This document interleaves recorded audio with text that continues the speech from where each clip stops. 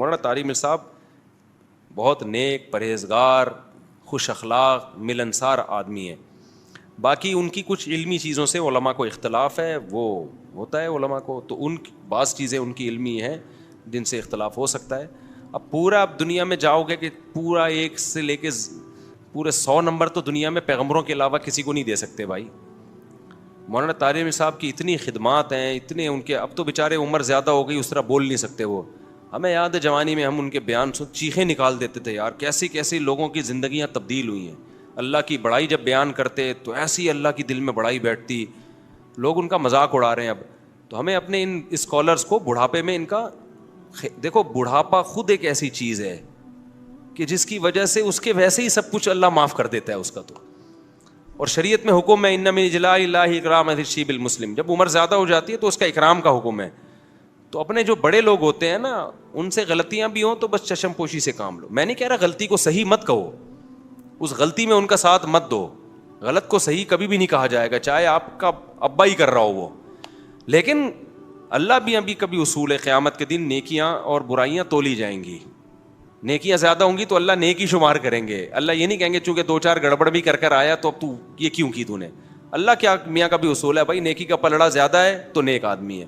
تو حضرت مولانا طارق میر صاحب سے علمی لحاظ سے کچھ غلطیاں اگر ہوئی ہیں، جیسے کہ علماء کو ان کی بعض چیزوں پہ اشکالات ہیں، تو وہ چند ہی غلطیاں ہیں. خیر ان کی بہت سے بھی زیادہ ہے، بہت زیادہ نہیں بلکہ بہت سے زیادہ، جو زندگیاں تبدیل ہوئی ہیں لوگوں کے دلوں کو، اور اخلاص اور ان کی دعائیں اور ان کے معمولات، عبادت.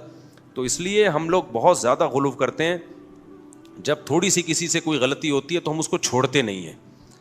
ذرا سی ہم سے اختلاف ہو جائے نا، ہماری عقیدت عوام کی. میں آج ایک ساتھی کے میں آ رہا تھا، میرے بڑی عزت ہو رہی تھی نا، میں بھی KPK میں گیا، اسلام آباد میں بڑے لوگ مل رہے ہیں، تو وہ مجھے کہہ رہا ہے یار بڑی عزت ہے آپ کی. میں نے کہا بھائی اس قوم کی عزت سے کبھی بھی دھوکے میں نہ ہو، دھوکے میں نہ ہو. لوگ عزت دیتے ہیں، ہم اس قابل نہیں ہیں، لیکن لوگوں کو ہم نے دیکھا ہے کہ آج باپ بنایا ہوا ہوتا ہے.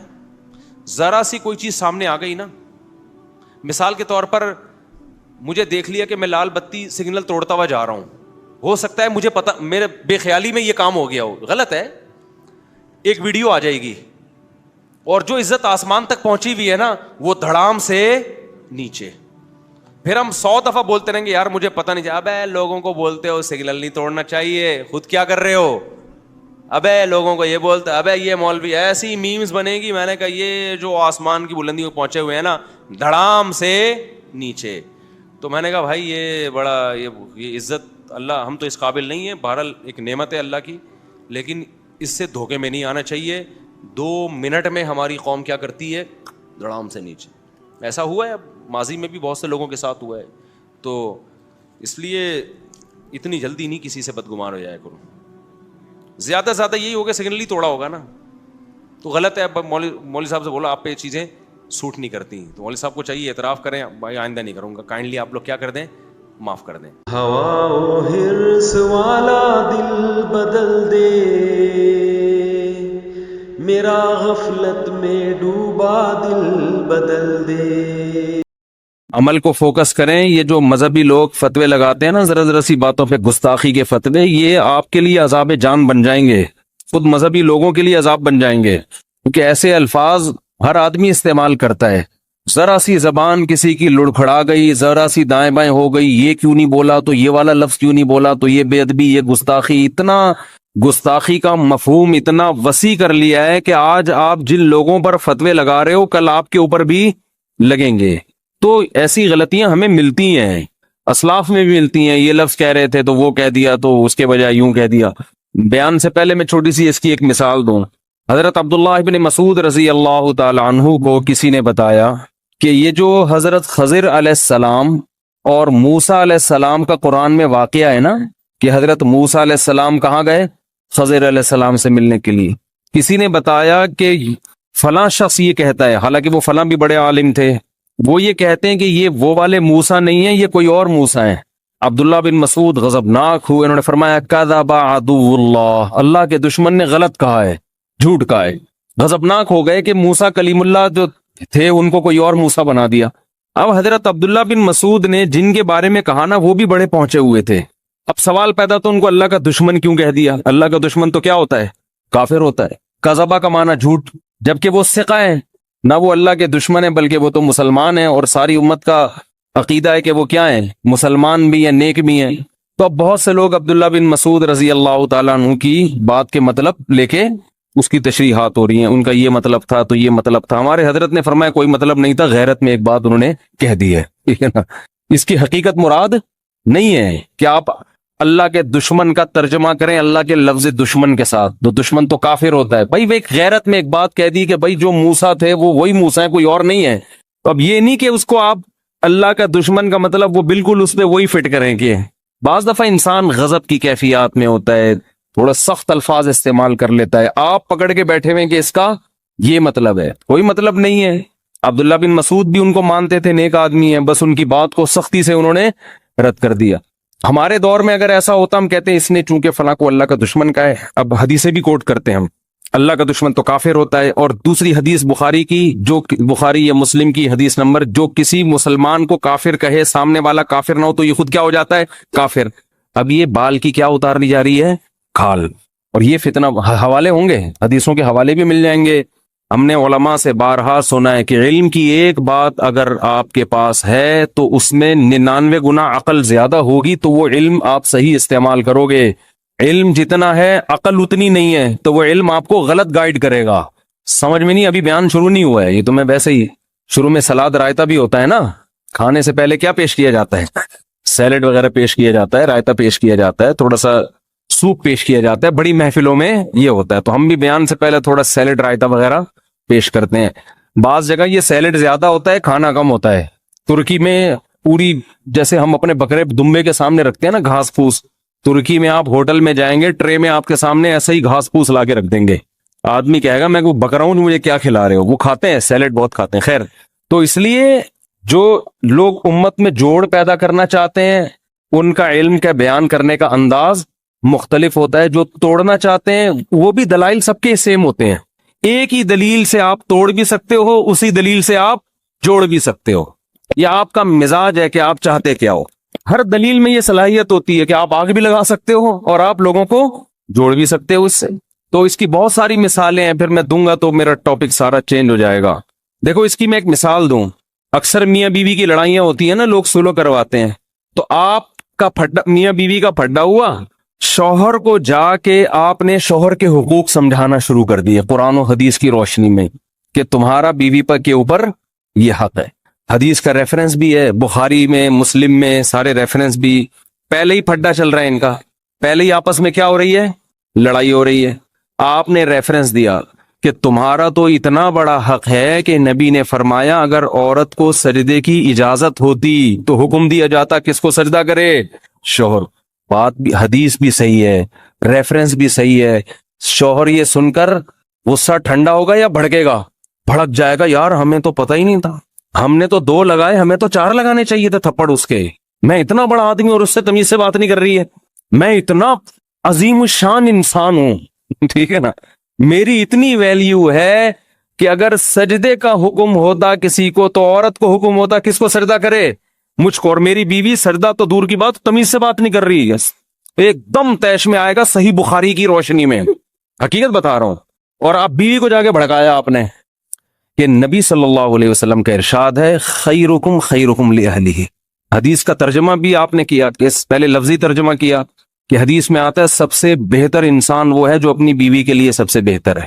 اگر تمہارا میاں گھر کے باہر لوگوں سے اچھی طرح سے بات کر رہے، لوگوں سے مل رہے، تمہارے ساتھ سلوک اچھا نہیں ہے، اللہ کی نظر میں 2 ٹکے کا آدمی نہیں ہے، یہی مطلب ہوا نا حدیث کا صحیح مطلب تو یہی ہے۔ اور ریفرنس سے بات کر رہے ہیں، ریفرنس، پھر اب جو پہ اعتراض کرتے ہیں تم تو لڑا رہے ہو امت کو، کہہ رہے میں ہر بات ریفرنس سے کرتا ہوں، میں ہر بات کس سے کرتا ہوں، یہ الو بنانے والی باتیں ہیں۔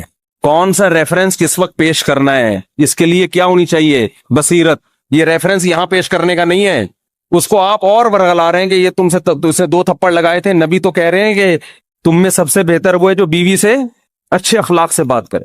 یغلبن الکریم، عزت دار آدمی پہ تو بیوی ہمیشہ حاوی ہوتی ہے، اس کا مطلب یہ کمینہ آدمی ہے، یہ تو تم پہ روب جھاڑ رہے۔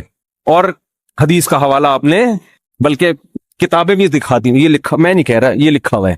تو علم ہے، کھوپڑی بولو صحیح کام نہیں کر رہی ہے، اس کی کھوپڑی صحیح کام نہیں کر رہی ہے۔ نبی نے یہ جو فرمایا نا تم میں بہتر وہ ہے جو گھر میں سب سے بہتر، یہ مردوں کو حکم دیا ہے. یہ خطاب کس کو ہے؟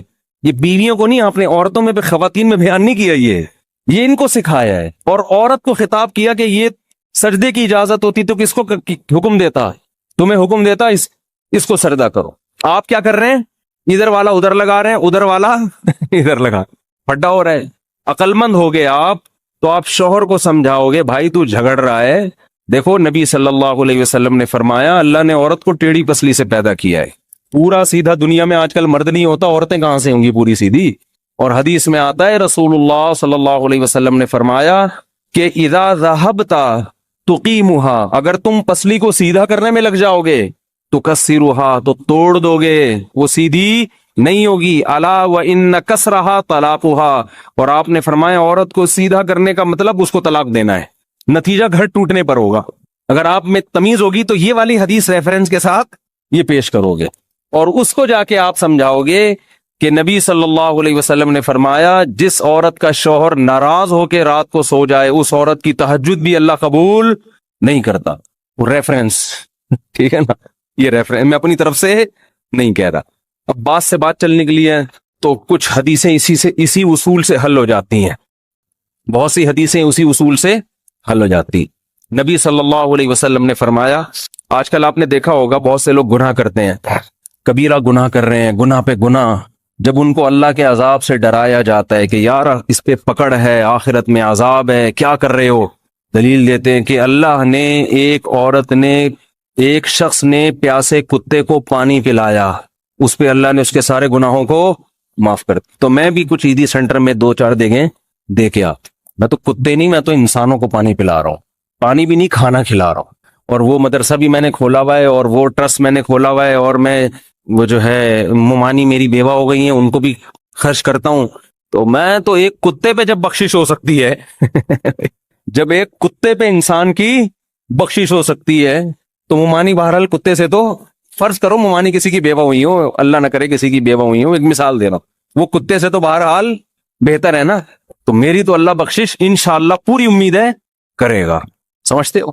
تو یہ اصل میں حدیث گناہگار کے لیے، بولو، یہ گناہ پر جرت دلانے کے لیے نہیں ہے کہ آپ گناہ کر رہے ہیں تو مزید کرتے چلے جائیں، 2-4 کتوں کو آپ پانی پلا دیں، اس کے لیے نہیں ہے. یہ حدیث ان لوگوں کے لیے ہے جو گناہ کر رہے ہیں لیکن اب وہ دین کی طرف آنا چاہتے ہیں، گناہوں میں لت پت ہو گئے ہیں، اب وہ مایوس ہو رہے ہیں یار ہماری زندگی میں اتنے بڑے بڑے گناہ، اب ہم نے نیکی کر کے کون سا تیر مار لیں گے؟ ہم نیکی کر کے ہم کون سا، بول لو نا، تیر مار لو.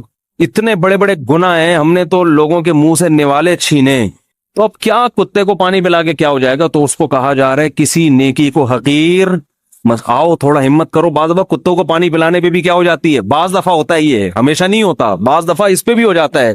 تو ہمت کر کے کچھ تو کرو. کسی نیکی کو یہ سوچ کے ہلکا مت سمجھو کہ اس کا کوئی فائدہ نہیں ہے، میں تو بڑا گناہگار ہوں. تو گناہگار کو نیکی کی ترغیب دی جا رہی ہے، گناہوں پہ تھپکی نہیں دی جا رہی کہ تو کرتا رہے تو 2-4 کتوں کو پانی پلا دیا کر بس. صحیح ہے نا؟ باقی جو بدماشیاں کر رہا ہے کرتا رہے. سمجھ میں نہیں آ رہی بات؟ علم ہوگا تو آپ اس حدیث کو اس موقع پہ بیان کرو گے. جو گناہ کر رہا ہے اس کو آپ کہو گے بھائی تو تھوڑا سا کام تو نیکی کا کر لے. وہ کہے یار میرے تو اتنے گناہ ہے، بھائی ان کو بھی چھوڑنے کی کوشش کر، لیکن سرے دس کوئی نیکی ہاتھ سے جانے نہ دے، شاید اللہ بخش دے، شاید. اس کے برعکس ایک دوسری حدیث ہے، اس حدیث میں آتا ہے رسول اللہ صلی اللہ علیہ وسلم نے فرمایا ایک عورت کو اللہ نے جہنم میں ڈال دیا ایک جرم پہ کہ اس نے ایک بلی کو باندھ دیا، نہ اسے کھلاتی تھی نہ پلاتی تھی، وہ بلی بھوک اور پیاس سے تڑپ تڑپ کے مر گئی. اللہ کو غضب آیا اور اللہ نے اس کی نیکیاں، بولو، ضائع. اس حدیث کا غلط جگہ استعمال کیا ہے. غلط استعمال یہ کہ آدمی کہے یار مجھے اب نیکی کرنے کا کیا فائدہ، میں اتنی نیکیاں کروں، ہو سکتا ہے زندگی میں کوئی ایسا گناہ ہو جائے جس سے ساری نیکیاں ضائع.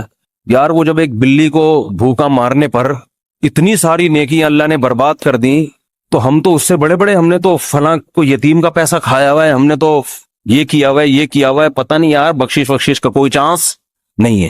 تو یہ ان لوگوں کے لیے نہیں ہے، بلکہ یہ ان لوگوں کے لیے ہے جو نیکیاں کر کے اترا رہے ہیں اور وہ کہہ رہے ہیں، اب وہ گناہ کو ہلکا سمجھنا شروع کر دیا انہوں نے. بعض پرہیزگار لوگ ایسے ہوتے ہیں جو اس گھمنڈ میں مبتلا ہو جاتے ہیں کہ ہم نے اتنے نیک کام کر لیے ہیں, اب 2-4 بلیاں ہم نے مار دی تو اس سے کوئی فرق بولو نہیں پڑے. اتنی نیکیاں ہم کر چکے ہیں, 2-4 بلے مار دی ہم نے, یا 2-4 بندوں کو مار دیا, یا ادھر چند لوگوں کے پیسے کھا لیے, یا چھوٹے بھائی کی وراثت آدھی دکان کھا لی ہم نے, تو اس سے کوئی فرق نہیں پڑے گا. تو ان کو ڈرایا جا رہا ہے کہ تم نیکیوں پہ گھمنڈ کر کے گناہ کو ہلکا مت سمجھو. بعض دفعہ ایک گناہ ساری نیکیوں کو کھا جاتا ہے. تو دونوں حدیثوں کو ملایا ہم نے, کتے کو پانی پلانے والی اور بلی کو بھوکا مارنے والی حدیثیں.